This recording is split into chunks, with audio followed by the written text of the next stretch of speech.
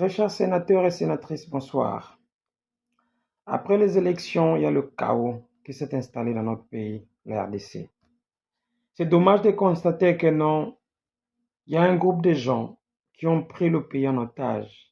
Et voilà les conséquences aujourd'hui, où dans leur propre camp, il y a des choses qui se passent. Je vous salue, vous tous qui nous suivez pour la toute première fois, à travers le monde, l'Afrique et la RDC. Moi, c'est le sénateur Magloire. Nous avons constitué cette émission comme un Sénat où nous commentons l'actualité de l'Afrique, du monde et de la RDC en particulier. En dépit de ça, nous proposons aussi des solutions par rapport à certains problèmes qui se passent dans notre pays, parce que nous ne sommes pas simplement là pour critiquer. Nous sommes là aussi pour apporter en plus dans notre pays. Je vous demande sincèrement d'être un peu indulgent aujourd'hui parce que nous sommes déçus comme d'habitude. Après les élections, en réalité, ça devait être un moment où les choses devaient se conjuguer ensemble pour essayer de développer notre pays. Mais fort malheureusement, dans notre pays, après les élections, il y a un désordre généralisé, chaotique. Ce qui nous surprend, les désordres devaient venir du côté de l'opposition, en fait, les perdants. Mais pour la toute première fois dans l'histoire des élections, les désordres viennent du côté de la majorité ou bien du côté du pouvoir, où les uns accusent les autres d'avoir éliminé. C'est pour cela que j'avais dit dès le début, ça c'était pas une élection, c'était une nomination. Les gens m'ont beaucoup critiqué, les gens m'ont beaucoup insulté. Mais où en sommes-nous aujourd'hui? Parce que c'était pas une élection démocratiquement. C'était juste un semblant d'élection. Et après, on devait passer à la nomination des gens. On en a vu, on en a senti. Nous avons eu en notre possession beaucoup des éléments, mais qu'on ne pouvait pas diffuser parce qu'on n'avait pas, disons, l'authenticité de ces éléments.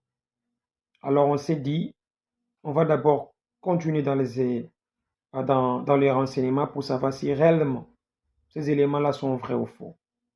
C'est pour cela, pour les amis qui nous envoient des éléments, on n'a pas encore publié, ne nous tenez pas rigueur. De notre côté aussi, nous vérifions si c'est vrai ou faux, parce que nous ne voulons pas passer à la télé ou carrément passer dans le média, divulguer des informations qui ne sont pas vraies. Aujourd'hui, j'ai dit, d'abord, nous allons nous excuser parce que ça a fait 2 ou 3 jours, on n'a pas fait des vidéos, parce qu'on cherchait à voir quand même une confirmation par rapport aux éléments qu'on nous avait eus.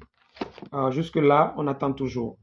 Donc, c'est pour cela, du fait que l'actualité oblige, et notre émission, la base, c'est de commenter l'actualité.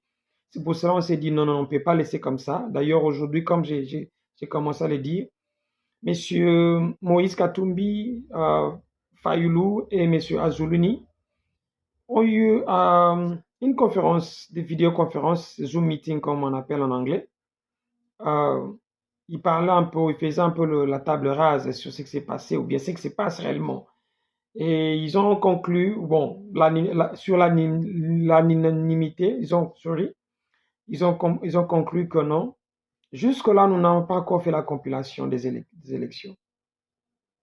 Je le répète parce que je l'ai dit dans mes émissions précédentes.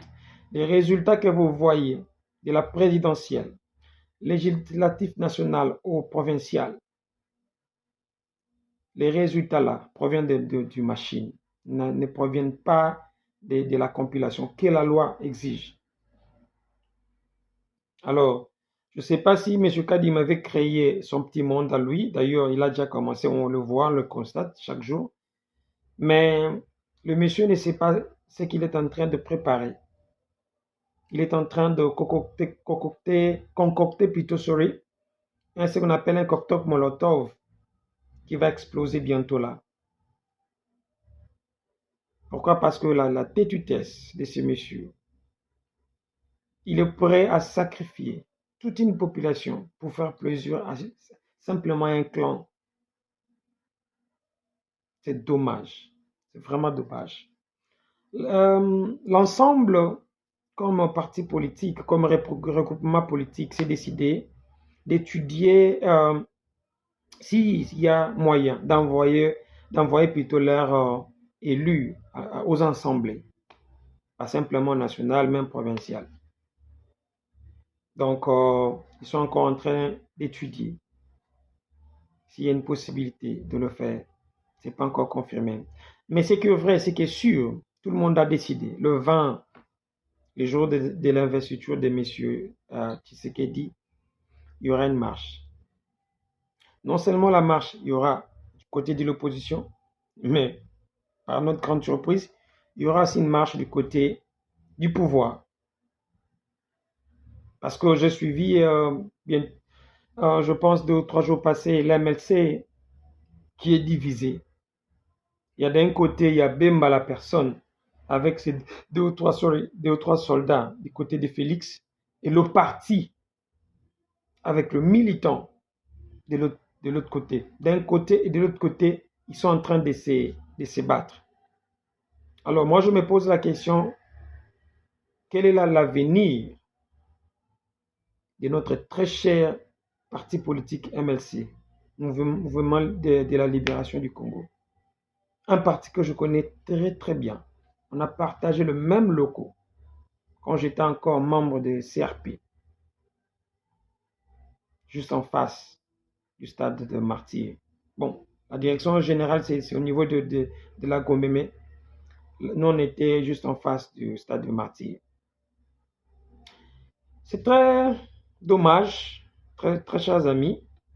On a encore suivi la Senco qui s'est contredit. Moi, sincèrement, j'avais jeté de fleurs à la Senco et à l'ECC.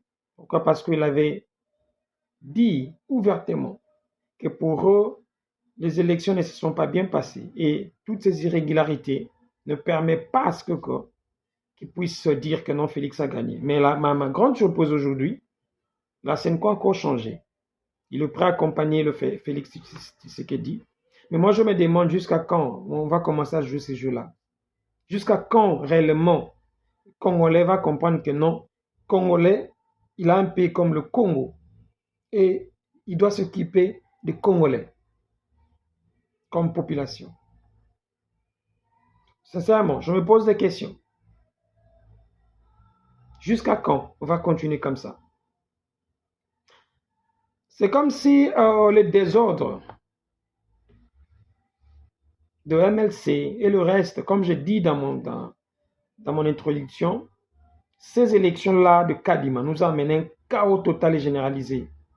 L'exemple de la ville de Kinshasa, où d'un côté, Ngobila est suspendu par le vice-premier ministre Peter Kazadi, et aujourd'hui on l'a même interdit de fouler ses pieds à l'hôtel de ville.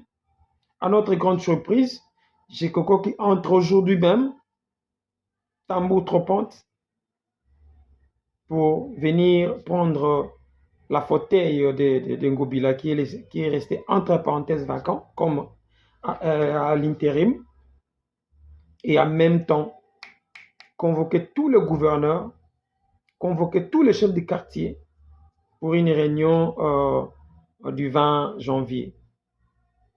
Sincèrement, c'est un désordre que sincèrement je ne comprends pas. On n'a pas vu ça. On a tout dit de Kabila, on l'a traité de tout. Mais ces désordres pareils, on n'en a jamais vu. Et vous voulez que nous puissions vous soutenir. Jamais de la vie. Jamais alors grand jamais. Parce que ces pays-là méritent mieux. De la tête aux pieds, méritent mieux. Il y a une liste qui circule ici dans les réseaux sociaux. Nous voyons tous les membres de la CENI, leurs femmes, frères, copines ont été élus, en fait nommés comme député national, comme député provincial. On a vu ça. Des listes, des noms, et on a vérifié, c'est vrai.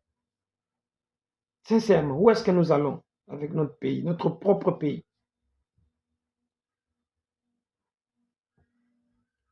Très chers amis, Je reviendrai encore demain avec un long vidéo pour une longue plutôt vidéo pour parler de ces désordres qui se passent ici parce que nous attendons les informations, cette confirmation. On a vraiment un scoop là qu'on va balancer et ça va bouger les choses.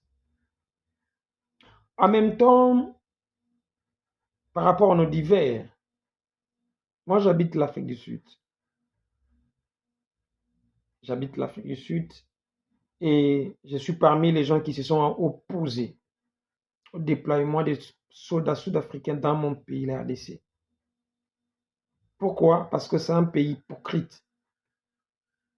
L'Afrique du Sud maltraite pas simplement les Congolais, les étrangers, sévèrement. Parce qu'on n'est pas là pour décrire ça. Ça, c'est pas notre boulot. Mais je le dis parce qu'il s'agit maintenant de mon pays, la RDC. L'Afrique du Sud, pas même 2 semaines, est allé porter Israël plainte pour génocide. Mais pendant toutes ces décennies ici, il n'a jamais condamné le Rwanda ou porté le Rwanda plainte pour les agressions chaque jour qui se passent chez nous en RDC. Pourquoi? Parce qu'il a ses intérêts. Le minerai qui sont au Congo, ça leur intéresse. Alors, très chers amis, vous tous qui applaudissez les déploiements, sachez-les que non. C'est pas une bonne. D'ailleurs, en termes d'armée, je ne sais pas, l'Afrique du Sud est classé parmi, il est classé 40e. Mais je vous dis que l'Afrique du Sud n'est pas un pays qui peut venir défendre le Congo.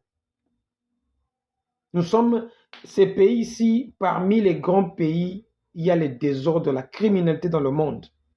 C'est l'Afrique du Sud, parmi les 2 ou 3 premiers pays. Parce que si vous allez sur Google, vous tapez les villes les plus dangereuses, l'Afrique du Sud est le 2e ou 3e, où il y a des villes qui sont dangereuses, où l'armée, lorsqu'elle arrive ici, ne fait absolument rien. Et vous pensez que les militaires qui sont là-bas, ils vont faire quelque chose? Non, je ne pense pas.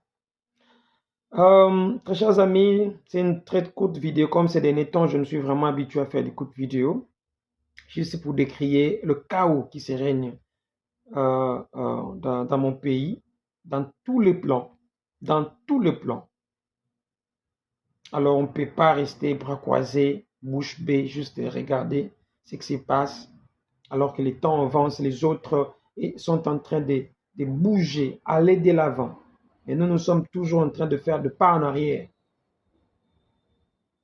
Big up à nos léopards qui ont passé des moments très difficiles hier avec 1-1. Je sais, c'est pas facile. Un match de football, c'est pas comme un match de boxe. Un match de football, il y a toujours des surprises. Mais je sais que le gars, vous avez fait de votre mieux. Et avec le Maroc, on va vraiment améliorer et surprendre. Bonne chance à vous.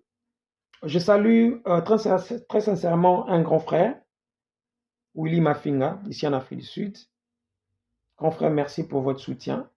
Je n'aime pas faire les mabanga et tout, mais j'ai eu un message venant de lui, ça m'a vraiment touché. Pour le reste, il y a mon numéro qui est juste ici. Vous le verrez juste ici. Et appelez-moi pour vos informations qui sont vraies. Et pour le débat constructif. Juste en haut ici, ici vous verrez. Si vous n'êtes pas encore abonné, abonnez-vous. Subscribe, likez et commentez. Ici, au-dessus, vous verrez comme d'habitude notre logo. Allez, ciao, je vous aime bien.